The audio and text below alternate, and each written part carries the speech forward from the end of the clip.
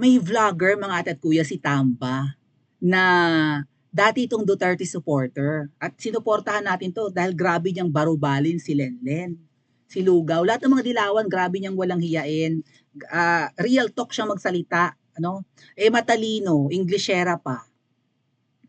Pero for some reason, well, pareho kami naging Marcos supporter kasi nga si VP Sara na sinusuportahan niya at kapwa niya taga Mindanao ay, 'di ba? Yun nga, naging pareho kaming Marcos supporter din. Loyalista na rin ito dahil nga unit team, di ba? Sino ba ang ating binabanggit? Isang dekalibreng TikToker ito at maldita to. Pero syempre, naghahanap tayo ng pantapat noon sa mga malditang dilawan or pinklawan and nakakatuwa na Duterte supporter ito. Pero aminado naman siya na ang binoto niya noong 2016 ay hindi si Kuting kundi si Lenlen.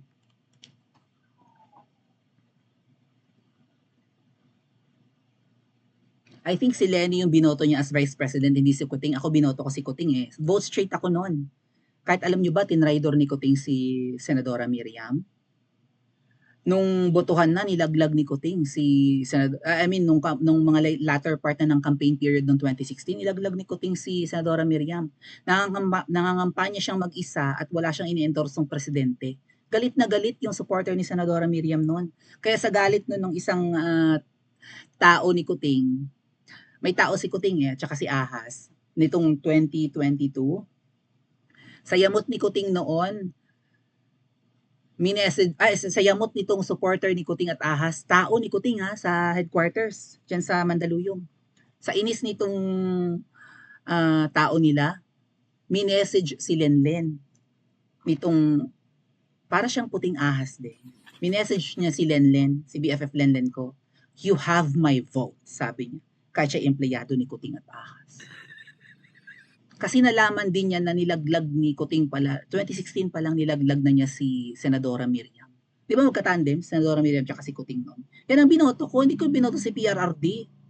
Si Senadora Miriam binoto ko. Dahil tuwan-tuwa ako, intelihente, tapos Marcos supporter pa ako. So, go. Kahit na may sakit si Senadora Miriam, sumugal ako, pero alam ko si PRRD ang mananalo noon. Namimili ako kay PRRD at Senadora Miriam, ang daming campaign against Senadora Miriam. Ako, hindi magtatagal yan, mamamatay yan kasi may sakit na, may cancer stage 4. Sabi ko, no, she still has my vote, malay natin manalo. Ay, yun, nakasira kay Senadora Miriam yun eh. No? Ang daming hindi bumoto sa kanya dahil nga po may sakit daw, delikado. Which is, yun ngayon nangyari, namatay din si Senadora Miriam ng 2017. Kaya, kung nagkataon na si Senadora Miriam ang presidente no, hindi si PRRD, ay si Lenlen ang pumalit. Inang. So, itong si Jam Maligno yung tawagin or Jam Magno, may expose. Kasi syempre tao to ngayon ni Tamba. Dating Duterte supporter, Sara supporter, ngayon Tamba na. Kasi syempre may, 'di ba, may beef si VP Sara against Tamba. Gustong-gusto ni Tamba na maging prime minister or maybe maging vice president. Gustong maligwak si VP Sara, 'di ba? Kasi nga sa sobrang taas ang ambisyon ng animal na yan, gusto rin maging presidente niyan eh. So kung si VP Sara ay maliligwak as DepEd Secretary at saka Vice President, si Tamba ang ma-appoint na Vice President ni Kuting. Hindi si Chis Escudero, hindi si Big Zubiri na Senate Presidents. Si Tamba yan. May power ang presidente na pumili ng kanyang Vice President kahit na ang nasa line of succession, ang magiging Vice President kung sakaling matanggal si VP Sara ay ang Senate President and then followed by the House Speaker. Yun yung succession. Ay kaso mo, syempre, ang House Speaker, ang Senate President, hindi naman kamag-anak ni Kuting, so malamang ang pipiliin niya yung House Speaker na si Tamba, pinsan niya. Si Tamba may pagka-traidor, di ba? Kilala ang apelyadong Romualdez sa pagiging traidor sa mga Marcos. Kuting, baka traidorin ka niyan. Kung sakali maging VP mo yan. Okay? So hindi nagtatagumpay yung mga character assassination kay VP Sara, yung paninira ng winaldas yung 125 million within 11 days ng 2022, yung confidential funds, hindi pa rin, no? Most trusted pa rin si VP Sara, kaya todo paninira na ng mga kakaliwa, ng mga kongresista, ng mga dilawan, pinklawan, ng mga NPA, si VP Sara pa rin ang Vice President, si VP Sara pa rin ang mataas sa rating. So hindi sila nagtatagumpay. Pero itong si Jam Maligno, mas pinili niya si Tamba over VP Sara, kahit kapwa niya taga Mindanao at DDS siya dati. Luoy pod, sabi dito sa article mga atat kuya, ipi-play natin yung video maya-maya. Kasi vlogger na ni Tamba si Jam Maligno eh. No? Luoy pud sa ato farmers og mananagat kung tinuod man galing kini. Oh. May expose si Jam Magno sa mga anomalya sa ibinigay na ayuda para sa mga farmers and fisher folks. O, di ba kayo, ikaw Jam Maligno, isa ka yata sa nagfa-facilitate ng ayuda na yan ni Tamba? So ano tong expose mo? Pakinggan nga natin mga kuya at i-try nating intindihin sa abot ng ating makakaya nating mga laking America na hindi nakakaintindi ng Bisaya. Charot. Oh, let's listen to Jam Maligno. May mga nananakaw na ayuda pa rin mga ate at kuya. Dapat Jam Maligno, tumahimik ka na. Binoboking mo ang mga anomalye. At ang masasagasaan dito yung amo mo na si Tamba. Let's listen. Shout out day ko sa Iligan City nga dapat ang 10,000 gikan kang PBBM para sa mga mag-uuma og mangingisda pero kamo inyong mga barangay officials apel noon sa naman ang Iligan oy wala na gani mo'y tubig dili pagid mo ka follow sa proper instructions sa kung kinsay dapat tagaan sa hinabang gikan sa presidente, di ba? Medyo uwaw baya nga ang mga nanggipila wa gyud naglisod, ang mga nanggipila nang gi-iPhone, ang mga nanggipila upat ka family members sa isa ka pamilya ang nakadawat og 10,000 pesos each. Kalibangaon biya mo ani inyong ipangbuhat diha Iligan, di ba? Dili na ako masabtan ba nga daghan kaayog naglisod diha sa inyo, pero ang nanggipila nga ni dawat sa 10,000 pesos para sa tinuod naglisod wala nakadawat. Noon sa naman na diha guys, ika-proud na ninyo inyong ipangbuhat. My goodness, how do you sleep at night? Jesus! Shout out day ko sa Iligan City nga dapat ang 10,000 gikan kang PBBM.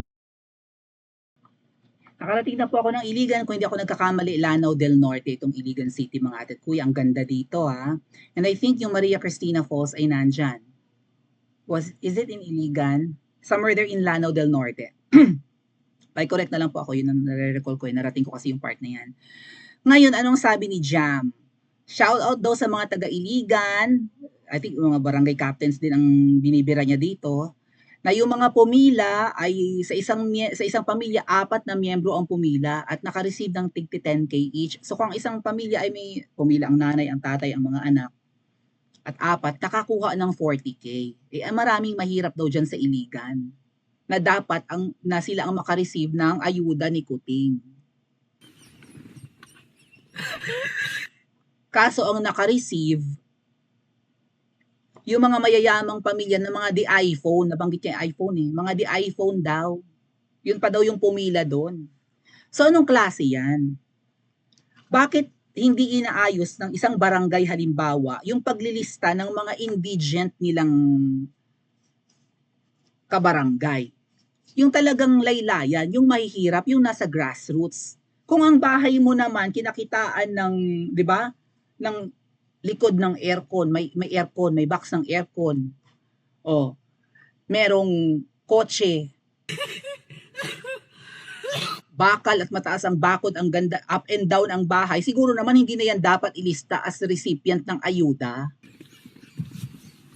Oh. So galit na galit ang Jam kasi nga 'di ba? Yung ayuda na yan ni Kuting at saka ni Tamba ay tao ni Tamba si Jam. Baka nga ano na yan, member na nung ano ba yun, yung kay Yeda yun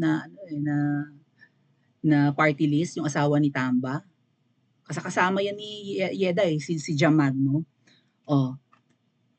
So bakit ang pumipila hindi nalalaman na 4 ang miyembro sa isang pamilya? 10K ang na-receive so 40K. At hindi na ba background check? Lanao del Norte, sabi ni Francine. Thank you so much. Maria Cristina Falls. Thank you, Francine. Yun yung nare-record ko. Napuntahan ko kasi ang Maria Cristina Falls. And yung Robinsons yata nasa Iligan din. So, thank you. Oh. Hindi na nga maayos ang pamimigay. Nagdodoble-doble, triple, quadruple pa yung ibang pamilya. Mga naka-iPhone pa, so yung mga Maya Conchita, mga mayayaman ang nabibigyan. Ganid, ultimo mga taga-barangay. Baka nga mamaya kasabwat pa yan ng kapitan ng mga konsehalis. Pinapila. 'Di ba? Anong klase? Ang bulok na nga ng sistema ng ayuda, Ang nakakatanggap yung mga ganid pa, mga tuso, hindi nabibigyan ng totoong mahihirap, ng totoong hikahos. At ang tanong, 10K baga ang matatanggap ng mga hikahos baka pag alis nila doon sa barangay, 'di ba sa barangay hall or sa plaza, baka pag alis nila 8K lang pala yun. Worse, 5K. Baka magaya sa amin, 2K ang ma-receive. 10K nung inabot, 2K paglabas ng gate. Kasi ganyan ang ayuda ni Kuting, 5,000, 10,000, di ba?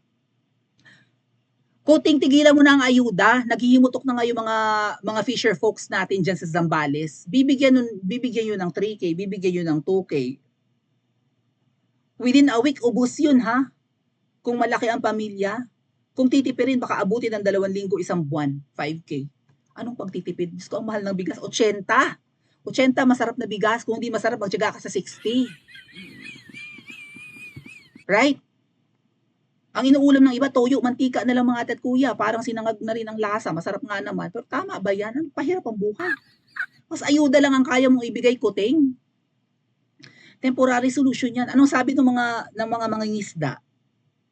Huwag kayo makipaggirian sa China dyan. Huwag kayo magsiga-siga dyan. Iba pa rin ang panahon ni Pangulong Duterte na, di ba, kung meron mang gentleman's agreement, or at least ang presidente ng Pilipinas noon na si Tatay Digong ay kabati ni President Xi Jinping, hindi binobomba ang mga mangingisda or mga pumupunta at pumapalaot dyan. Walang conflict. Nakakapangisda ang mga fisher folks. Oh. Oh, so kung marami silang ani kasi maraming isda doon eh, no? Mga laman dagat. Kung makakapangisda sila at makakapagbenta, di tuloy ang kanilang hanap buhay. Pero ngayon na nakikipaggiraan tayo, nagsisiga-sigaan tayo, hindi makapangisda ng maayos ang mga fisher folks doon. So, tapos dahil hindi sila makapangisda, dadalhan nyo ng ayuda. Kasi nga hirap sa buhay. Hanggang 1 linggo lang yan. Next month, may ayuda ka ulit, Kuting. Aayuda ka ng aayuda. Yan ang yan ang solusyon mo sa kahirapan ng Pilipinas. Hindi yung makipag-peace talks, hindi makipag-usap ng maayos, hindi mo bigyan ng tamang ayuda ang mga farmers, import ka ng import ng inamuka, dinagdagan mo pa yung import ng bigas ngayon.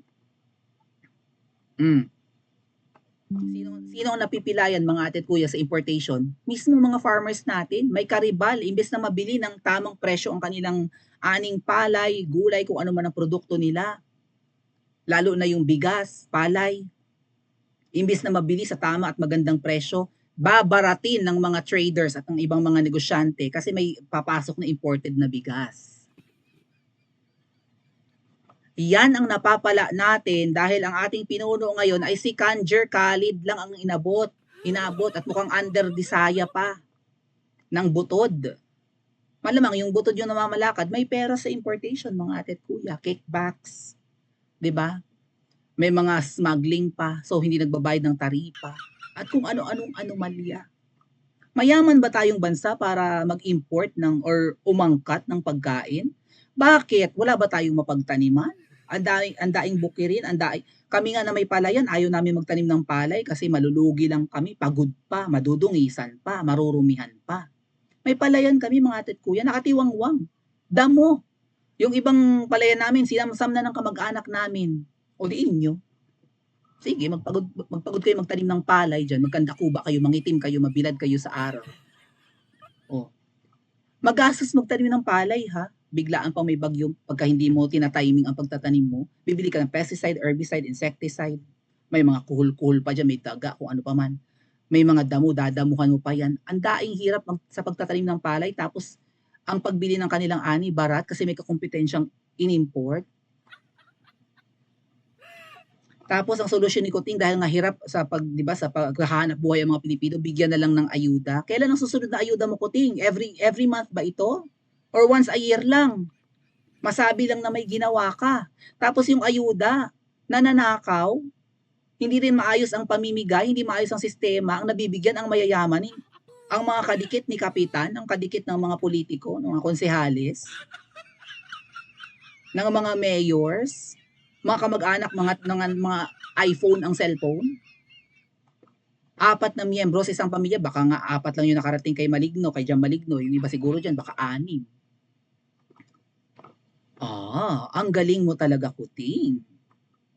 May nakukupit sa pinamimigay mong ayuda at naibibigay sa maling tao pa. Maglilista ng 2,000, 1,000 lang ang ipapatawag. Saan mapupunta yung tigli 5,000 para sa another 1,000 na tao? 5 milyon yun na. Kanino mapupuntang bulsa yun? Kay kapitan, kay mayor, kay congressman, kay gobernador? Hindi nakakarating sa'yo, Kuting, ang ganitong problema. Ayan, yung tao ni Tamba, yung vlogger ni Tamba, nadulas. Or maybe naghihimutok siya dahil isa siya sa namimigay ng ayuda eh, 'di ba? Yung trabaho, yung mahilig magpaayuda si Tamba at saka yung asawa na si Yeda.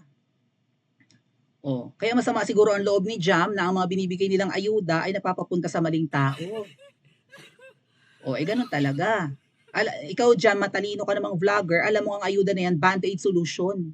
Hindi permanente yan. Nasasayang ang pera na nanakaw. Di magtiyaga ka maghimutok, total nagtatyaga ka sa bulok na pamamalakad ng boss mo at ng nakaupo ngayong animal na under disaya. Agree ba kayo mga ate at kuya? Pa-comment po sa comment section at mag-like and subscribe din po kayo.